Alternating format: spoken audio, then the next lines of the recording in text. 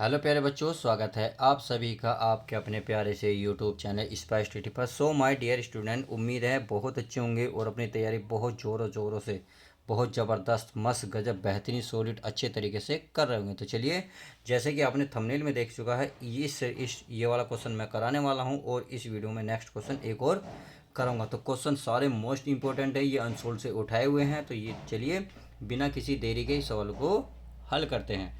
तो इसमें जैसे कि आपके ये रहा समाकलन sine square x into cos square x बाहर है डी एक्स का मान ज्ञात करें, यानी कि इसका हमें क्या करना है, समाकलन करना है। तो करना कुछ नहीं है प्यारे प्यारे बच्चों, अगर ये वर्ग को मैं एक साथ ले लूँ तो कोई दिक्कत तो नहीं, तो इसका मतलब मैं वर्ग को एक साथ लिख सकता हूँ। तो चलिए उसको मैं लिख लेता हूँ। ये मैं इसको ऐसे लिख लेता हूँ, समाकलन यानी कि sign x into cos x का क्या है आपका स्क्वायर इंटू क्या है प्यारे बच्चों, डी एक्स। अब मैं क्या करता हूँ, दो की गुणा दो की भाग कर लेता हूँ। यदि मैं दो की गुणा भाई ऊपर करूँगा two sine x into cos x, कोई दिक्कत तो नहीं। और मैं ऐसे ही नीचे दो की करूँ और पूरे का क्या करूँ, वर्ग। ऐसा क्यों करा देखिए, ये अगर मैं दो से दो काटूंगा तो साइन को सवाल पे तो कोई फ़र्क पड़े नहीं, परंतु हमें एक ऊपर वाला फॉर्मूला मिल जाएगा। सही है, तो चलिए इसको फॉर्मूला बना लेते हैं। आप देखिए ऊपर वाले को फॉर्मूला में बना लेता हूँ। तो यहाँ क्या बनेगा, ये बनेगा आपके प्यारे बच्चों साइन टू एक्स। क्या बनेगा, साइन टू एक्स और बटे में क्या बन जाएगा आपका टू। अगर मैं वर्क करना चाहूँ, चलिए पहले लिख लेता हूँ पूरा इस तरीके से, मैं इसको लिख लेता हूँ इंटू डी एक्स। अब ये वर्क तो इस पर रह जाएगा। अब अगर मैं दो का वर्क करूँगा क्या बनेगा, चार। क्या बनेगा प्यारे बच्चों, चार। तो ऊपर बनेगा आपका साइन टू एक्स का स्क्वायर और बटे में क्या बन जाएगा, ये बन जाएगा दो का वर्ग चार। इस चार को क्या निकाल लेता हूँ, मैं बाहर निकाल लेता हूँ। चलिए मैं अगर बाहर निकालूंगा तो एक बटे क्या बनेगा, चार इंटीग्रल।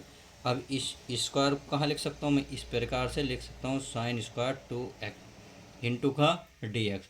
अब साइन स्क्वायर का तो देखिए समाकलन नहीं होता, बट अगर हम इस स्क्वायर को ख़त्म करना चाहें तो किस प्रकार से ख़त्म होगा। चूँकि आप सभी को पता होना चाहिए कि कोस फोर एक्स का फॉर्मूला होता है कि साइन में, अगर साइन में देखें तो one minus two sine square two x. सही है।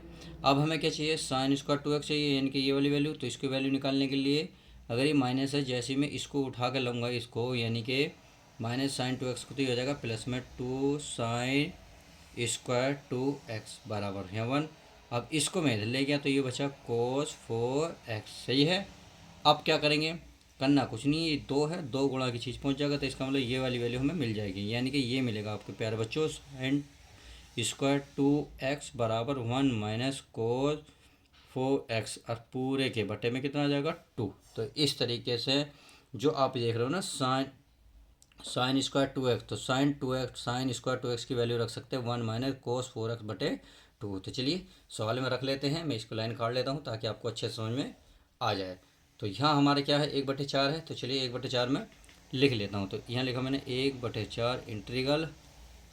अब यहाँ दिख रहा है आपको साइन स्क्वायर टू एक्स, तो साइन स्क्वायर टू एक्स की वैल्यू कितनी आ रही है, one minus cos four x बटे टू। तो चलिए मैं इसको यहाँ लिख लेता हूँ। यहाँ लिखा one minus cos four x और बटे में कितना प्यारे बच्चों, टू और इंटू क्या है, डी एक्स। आई होप इतनी बात समझ में आ गई होगी। अब करना कुछ नहीं है, इस दो को बाहर निकालेंगे तो क्या हो जाएगा, दो की गुणा चार में होगी तो क्या बन जाएगा, एक बटे आठ और इंटीग्रल हो जाएगा one minus cos four x. सही है। अब इंटू डी एक्स। अब करना क्या है, बस अलग अलग अवकलन कर दो। तो भाई एक बटे आठ तो रहेगा, इसका वन इसके साथ हो जाएगा डी एक्स। अब माइनस है तो माइनस एक बटा आठ इसके साथ भी आएगा इंटीग्रल कोस फोर एक्स। सही है, और इंटू डी एक्स। इतनी बात समझ में आ गई। अब देखो भाई एक बटे आठ तो हमारा ऐसे ही रहेगा, एक बटे आठ वन का क्या हो जाएगा, एक्स हो जाएगा माइनस एक बटा आठ ऐसे ही रहेगा। चलिए कोस का क्या होगा, कोस का होता है साइन, क्या होता है प्यारे बच्चों, साइन फोर एक्स। केवल अगर कोस एक्स होता तो साइन एक्स होता, एक्स के साथ क्या है, फोर है, तो जो एक्स की गुणा में होता है वो बटे में आ जाता है। क्या आ जाता है, बटे में। और प्लस के क्या बन जाएगा, सी चलता ही है। तो चलिए आई होप समझ में आ गया होगा। तो जब एक्स के एक में गुणा करेंगे कितना बन जाएगा, ये बनेगा ए, यानी कि एक्स बटे आठ माइनस यहाँ एक की इसमें गुणा करेंगे तो ये बनेगा साइन फोर एक्स हर बटे चार अट्ठे बत्तीस और प्लस का क्या बनेगा, सी। तो इस तरीके से ये क्वेश्चन पूर्णतः समाप्त हुआ, यानी कि इसका आंसर आ चुका है। यही सवाल आपको पेपर में बहुत अच्छे से आना चाहिए। उम्मीद है समझ में आएगा। यदि सवाल समझ में आ रहे हैं तो प्लीज़ वीडियो को लाइक कर दीजिएगा। तो चलिए आप प्यारे बच्चों नेक्स्ट क्वेश्चन देख लेता हूँ क्या कहता है। चलिए प्यारे बच्चों, क्वेश्चन आपका सामने सेकंड ये रहा। ये कह रहा log x बटे एक्स का उच्चिष्ट मान ज्ञात कीजिए। उच्चिष्ट मान का मतलब है ये ऋणात्मक आना चाहिए तो उच्चिष्ट हो जाएगा, अगर धनात्मक आया तो निम्निष्ट होगा। तो ये कह रहा उच्चिष्ट मान ज्ञात करिए, यानी कि आपको उच्चिष्ट लाना ही है और उसका मान में ज्ञात करना है। तो चलिए ज्ञात कर लेते हैं। बहुत अच्छा क्वेश्चन है, बहुत प्यारा क्वेश्चन है, कई बार पेपर में आया हुआ है और आपको उम्मीद है ये भी देखने को मिलेगा। तो चलिए क्वेश्चन की शुरुआत करते हैं, देखते हैं log x अपॉन एक्स। तो इसको पहले मान लेते हैं। माना क्या लिखो प्यारे बच्चों, माना, यानी कि y बराबर क्या मानेगा log x और अपॉन एक्स, सही है। अब ये आपको पता है ऊपर क्या है अंश और नीचे क्या है हर। तो अंश और हर का क्या फॉर्मूला आपको पता होना चाहिए अवकलन में। तो अवकलन में कौन सा फॉर्मूला, ये होता है हर और D upon d x into अंश, यानी कि हर आप ऐसे ही रखेंगे, अंश का अवकलन करेंगे, फिर माइनस करके अंश ऐसे ही रखेंगे, फिर करेंगे डी अपॉन डी एक्स किसका, हर का, और जो नीचे लिखा हुआ उसका कर देंगे हम वर्ग। इतनी बात आई होप समझ में आ गई होगी, क्योंकि इसका ये फॉर्मूला है, इसको आपको समझना ही होगा।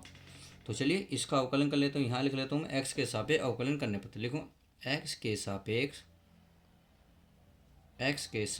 अवकलन करने पर, अवकलन, तो अवकलन करने पर चलिए अवकलन कर लेते हैं। अब इतनी बात समझ में आ गई कि चलिए अब आगे देखते हैं। तो इसका अवकलन करेंगे, y का हो जाएगा डी वाई बटे कितना हो जाएगा डी एक्स, सही है प्यारे बच्चों। अब ये क्या है अंश, यानी कि अंश ऐसे रहेगा x D upon d x. अब हर अंश का क्या होगा अवकलन, यानी कि क्या है आपका log एक्स, फिर है माइनस, फिर हमारा क्या रहेगा log एक्स ऐसे d upon d x into हर का, हर क्या है हमारा एक्स, तो एक्स, और बटे में क्या आएगा प्यारे बच्चों, बटे में आएगा हमारा हर, हर क्या है एक्स, और एक्स का क्या हो जाएगा स्क्वायर।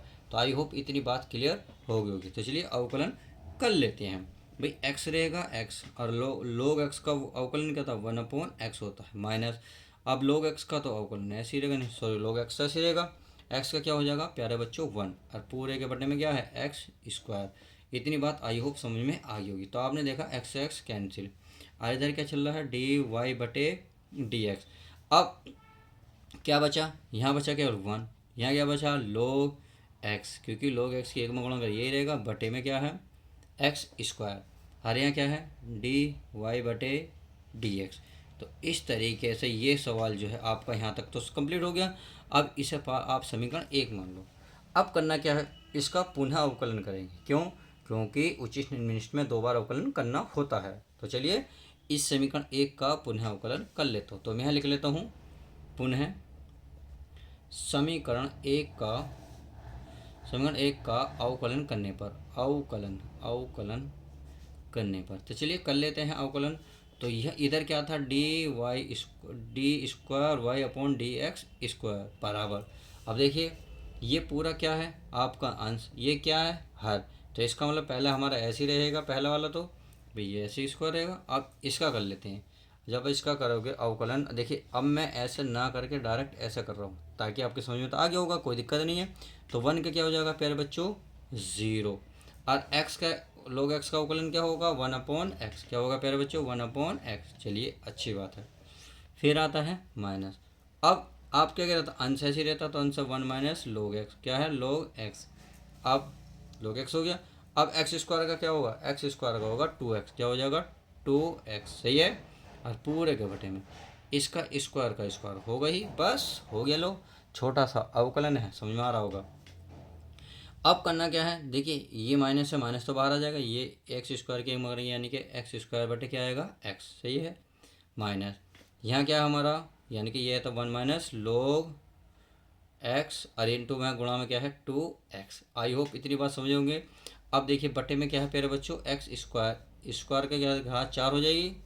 अब देखो इससे पावर 1 खत्म, तो यहाँ बची x माइनस, इसकी जब 2x की 1 में गुणा करोगे कितना आएगा 2x, माइनस माइनस क्या हो जाएगा प्लस, अब 2x की इसमें कर लो, कर लेंगे तो ये हो जाएगा 2x log x, और बटे में क्या आ रहा है प्यारे बच्चों log x की घात 4, यानी सॉरी x की घात 4। इतनी बात आई होप समझ में आ गई होगी। अब करना क्या है चलिए देखिए 2x में से एक x गया, भाई हमारा कोई चिन्ह गड़बड़ नहीं है जी, हाँ ये माइनस रह गया, इस माइनस को यहाँ लगाएंगे, फिर जब एक्स स्क्वायर को 1/x² इस तरीके से। अब आपको क्या करना है, चिन्ह तो यही रहेगा, तो ये हो जाएगा 2x और x कितना हो गया 3x, तो ये हो गया माइनस का 3x प्लस का 2x log x और पूरे के बटे में x की पावर 4। समझ में आ गया। तो चलिए अब आपको देख रहा होगा यहाँ कितना कॉमन है, ऊपर है x कॉमन है, तो चलिए मैं x कॉमन ले लेता हूँ। जब मैं x कॉमन लूँगा तो यहाँ बचा 3, यहाँ बचा प्लस का 2 log x, सही है।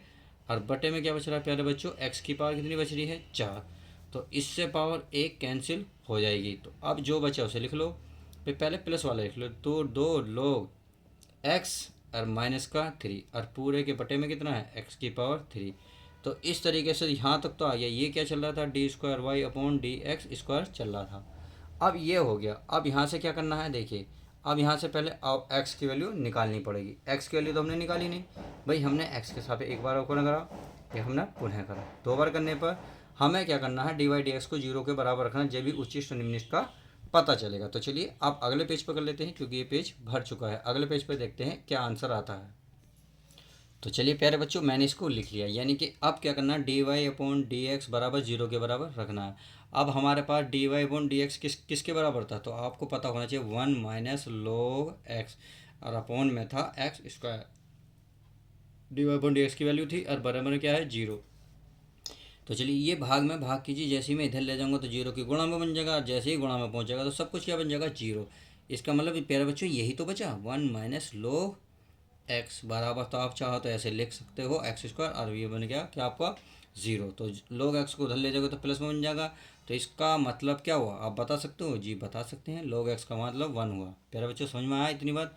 अब देखिए अगर log हटाना हो, जो log हटाना हो तो ये यानी कि इस log को जब उधर लेकर जाओगे तो हट जाएगा, तो इधर बचेगा x, और जब जैसे ही log इधर पहुंचेगा तो ये बन जाएगा e की पावर 1। क्या बनेगा, e की पावर 1। तो जब e की पावर 1 का मतलब तो क्या होगा भाई, e की पावर x बराबर होगा e की पावर 1, तो 1 होगा। किसी की पावर 1 हो तो क्या होता है, वही वाली होती है। भाई आप बताएं 2 की पावर 1 क्या होता है, 2 ही होता है। चाहे x की पावर 1 हो तो क्या होगा x। तो इसी प्रकार e की पावर 1 है तो क्या होगा e बराबर में x है ही। आई होप इतनी बात समझ में आ गई। अब निकला x का मान। अब हमने क्या निकाला था, हमने निकाला d²y/dx², कुछ निकाला था। क्या निकाला था बताओ भाई, हमने अभी निकाला था 2, यानी कि log x माइनस का 3, और बटे में क्या लिखा था, बटे में था x की पावर शायद 3 था। सही है। जब इतनी बात समझ में आ गई, अब इसमें जो x की पावर दिख रही, x बराबर e दिख रहा है, तो x का मान इसमें रख दो, यानी कि इस समीकरण में। तो रख लेता हूँ, ये तो आपको ऐसे ही रहेगा d²y/dx² बराबर ये 2 log, यहाँ क्या है x के स्थान पर e माइनस का 3, और बटे में क्या हो जाएगा x का मान कितना आएगा e की पावर कितनी हो जाएगी 3। आई होप इतनी बात समझ में आ रही होगी। तो देखिए log e का मान क्या होता है, log e का मान होता है 1, और माइनस का 3 बटे log 3। अब ये तो चल ही रहा है dx²/dx²। तो चलिए अब आगे लिख लेते हैं। देखिए इस तरीके, अब जब आप 2 की गुणा 1 में करोगे तो क्या ना बचेगा, 2 ही बचेगा, यानी कि ये बचेगा d²y/dx² बराबर ये बचेगा 2 माइनस के 3, और बटे में क्या e की पावर 3।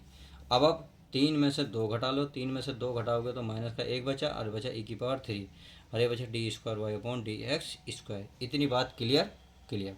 तो चलिए अब आप खुद बताएं भाई, ये माइनस आया, और मैंने स्टार्टिंग में ही बताया था अगर आप सिद्ध करने में कामयाब हो गए, अगर माइनस वैल्यू आ गई तो आप ये कह सकते हैं उच्चिष्ट है। जब ये उच्चिष्ट है तो इसको क्यों ना सिद्ध कर दिया जाए, या आपको वही लिख दिया जाए। अतः आप यहाँ लिख सकते हैं, अतः x बराबर e पर दिया गया फलन या फलन, तो यहाँ चाहो तो आप लिख सकते हो ऋणात्मक। क्या लिख सकते हो, ऋणात्मक। क्यों, क्योंकि ऋणात्मक है तो इसलिए हमने लिख दिया। जब अब लिख दिया तो लिख दो फलन x बराबर e पर फलन क्या होगा, फलन या फलन का जो क्या है मान, फलन का मान उच्चिष्ट होगा। क्या होगा प्यारे बच्चों,